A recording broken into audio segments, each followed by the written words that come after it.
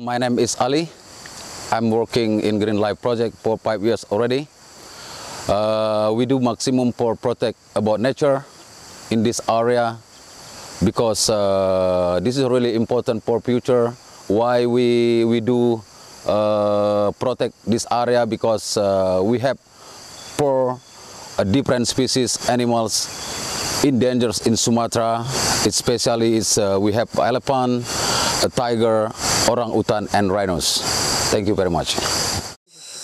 Tak čaute lidičky, já jsem Víťa Vojáček, pocházím z Kroměříže a i když jsem občan České republiky, tak je možnost zachraňovat prales na opačné straně planety, konkrétně v Indonésii na Sumatře, kde neuvěřitelným způsobem mizí prales rychlostí, která by se nemusela vyplatit, jelikož deštný prales je zdroj pitné vody, zdroj vzduchu, který dýcháme.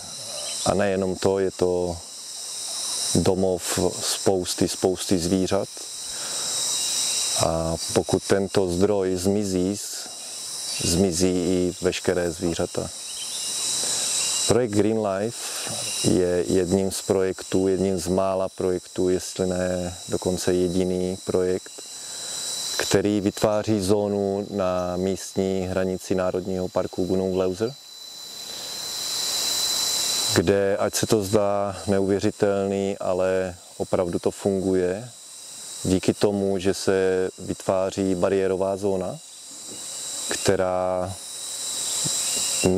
vlastně zabraňuje posunutí hranic Národního parku směrem dovnitř a zmenšování tohoto parku. My name is Ira and I come from Sumatra. I work for the Green Life because this project is good for the futures, for the children's.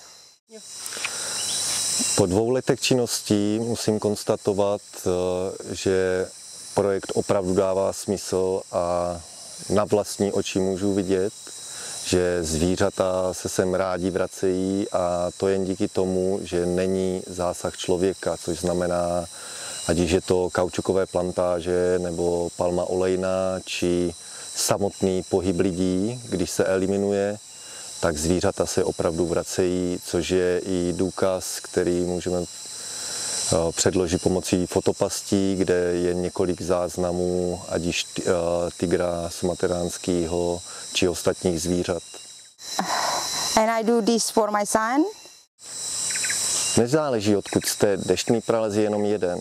Ať jste z Kroměříže či z Aljašky, i vy máte možnost zachránit kousek této nádherné přírody. Díky. Follow us to protect the nature for Green Life.